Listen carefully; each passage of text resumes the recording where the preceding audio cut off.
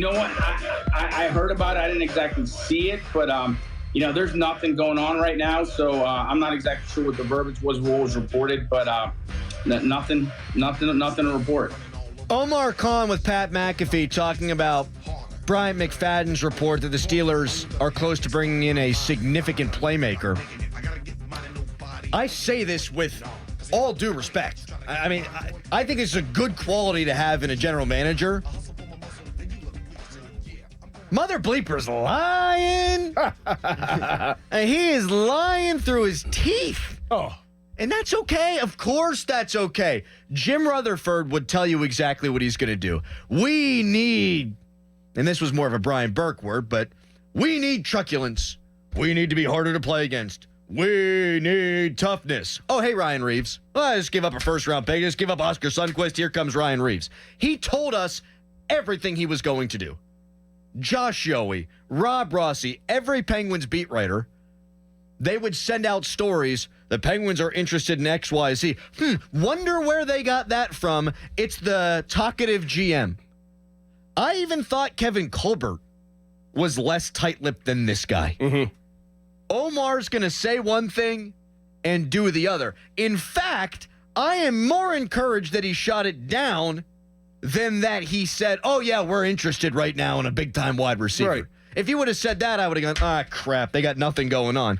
Him poo-pooing it, I think, Doran, it's the calm before the storm. Yeah. Actually, I kind of want to hear that again because not that he stumbled over his words, but he was like, we're not interested in anything. So he was kind of thinking of how am I going to say that we're not interested and not involved in looking for a receiver and actually make it believable. They are 100 million%. Oh, I mean, it just doesn't come out that the Steelers have called multiple teams. They're obviously interested in a receiver. No doubt. And the people who have reported this, CT, ESPN, Bryant McFadden, but the big-time NFL insiders as well, who have been tracking this basically for weeks and months, they've all connected the Steelers to big-time guys. Those people are not paid to be wrong.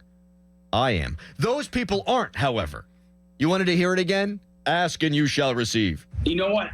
I heard about it. I didn't exactly see it, but there's nothing going on right now, so I'm not exactly sure what the verbiage was, what was reported, but nothing to report. Yeah. Nothing to report. Nothing. Yeah. I mean, even the beginning there, a little bit of a stumble. Yeah, he's lying through his teeth because you want to hold your cards close to your vest. I still think it's going to wind up being Courtland Sutton, but there is a track record of lying, a track record of plants from the Omar Khan administration, and then just the stuff that we've all seen forward-facing out in the public. Kenny Pickett's the guy. We believe in Kenny Pickett. He's not on the roster. Mason Rudolph. We believe in Mason. We'd love to have Mason back. He's not on the roster. They plant with Dulac. Graham Barton, generational player. He's on the board. They don't take him. You also had, there have been more lying from Omar Khan. The trade rumor that was out there where they were going to trade up to 12th with the Denver Broncos for Quinyon Mitchell, which we saw right through that at the time. We eventually came around to seeing through the Graham Barton stuff, Doran, but on the Quinyon Mitchell rumor in particular, it was, whenever is there a rumor that comes out that is so specific? Right. Well, Steelers want to trade up. Okay. Steelers want to trade up with Denver. Steelers want to trade up with Denver for Quinyon Mitchell. Never. They wanted that out there, and it got out there, and so other teams hear that, and they have to start discerning whether that's real or not. Same thing with Graham Barton. Do we need to jump ahead of the Steelers? Are they going to take Troy Faltano? Do we need to get ahead of them to make sure that we get the tackle? No, maybe not. They view Graham Barton as a generational player.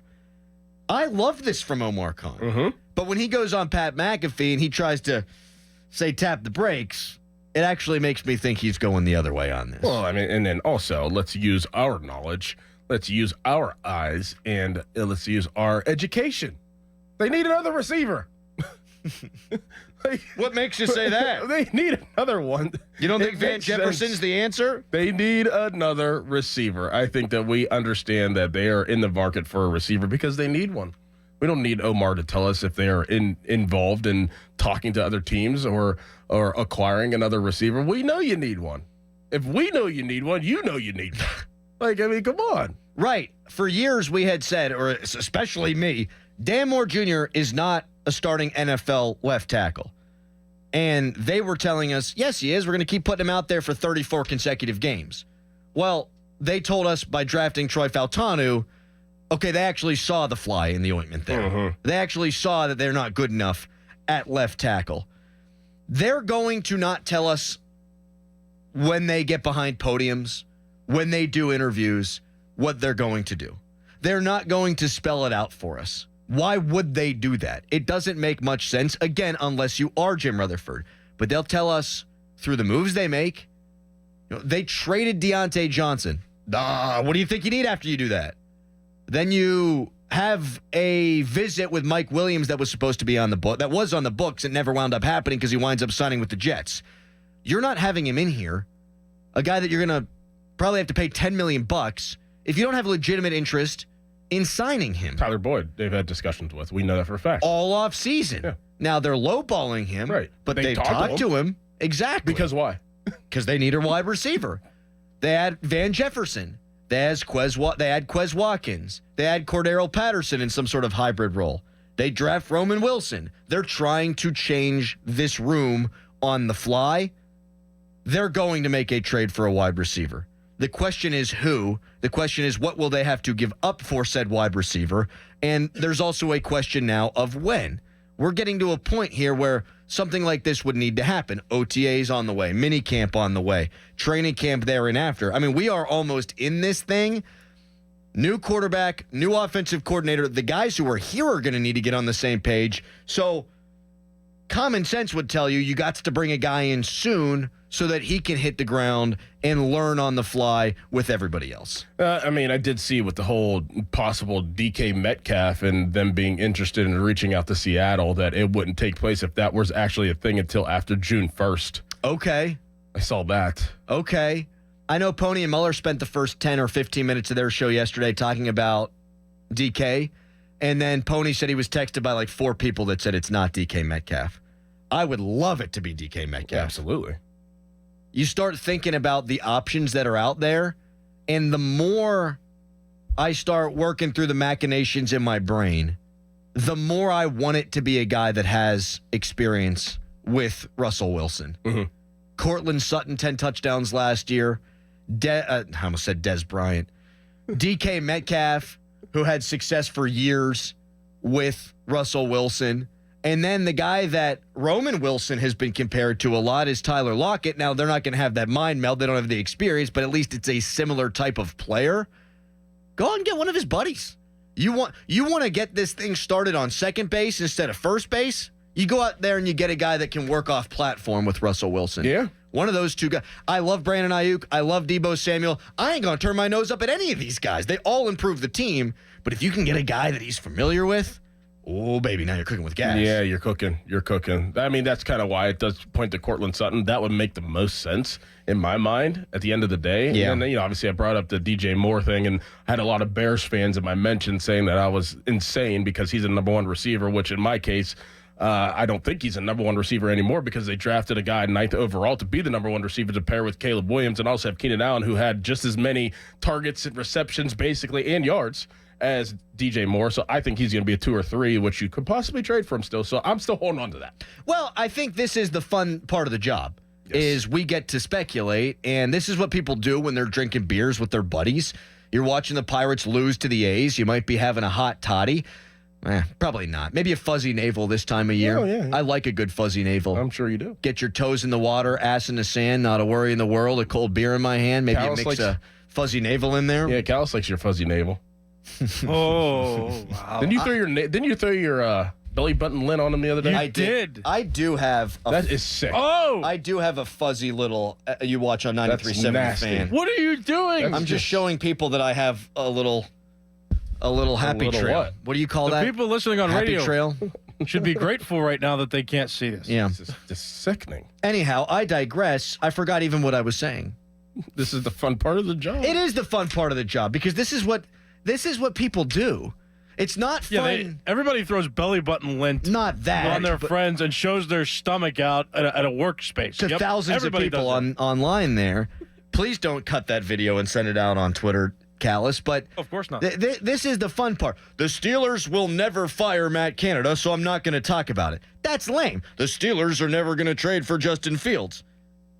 Okay, so you're not going to talk about it? This is what people do. Yeah.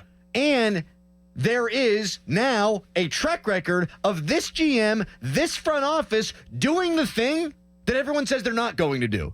If this were Kevin Colbert, and again, Kevin Colbert's a hell of a general manager. Maybe not so much at the end, but a hell of a general manager and a wonderful man. I don't know if we'd be sitting here today if Kevin Colbert was the GM and going, oh yeah, they're definitely going to trade for a wide receiver. But Omar Khan's administration has done the thing at every step of the way. Canada gets fired. They don't do stuff like that. They traded a rostered player in the middle of a season for the 32nd pick in the draft it wound up being. Chase Claypool goes out, you get Joey Porter Jr. They signed Patrick Queen. They never would have done that in the past. Spend that much money on one free agent? They never would have in the past got Russell Wilson. They never would have in the past cut bait with a 20th overall pick from 2 years ago. No chance. All these things leave open the option in your mind's eye, in your imagination, that they're going to do the next cool thing. And it's an awesome place to be as a talk show host, but it's a great place to be as a Steelers fan, where your GM is constantly working in his brain, working the phones to make the best roster possible. I mean, that's just what Omar is. I think that, from, assessing him in the past, 2 years-ish, that he's been GM, I think that he's really day-to-day. And if something makes sense, and financially and team-wise, he's going to make the move. Like, he's going to – and if it makes the team better, he's going to do it. And that's how I think every GM should think. Like, you shouldn't be stuck in your ways. You should operate literally where your feet are at all times. And, okay, like, if I can make my roster better and financially it fits and I have the money to spend and then we can make this work and construct years on a deal that, doesn't hamper us, yeah, I'm going to make my roster better. I don't care who it is. I don't care who it is. And you have to wonder – if the about face is just because this is the way Omar Khan, Andy Weidel, and the administration want to go, or if this is a directive from Art Rooney II who says, if they're available, anybody, and you can make it work, get it done, because I'm sick of us not winning playoff games, and all that does is look bad for me and besmirch the family name.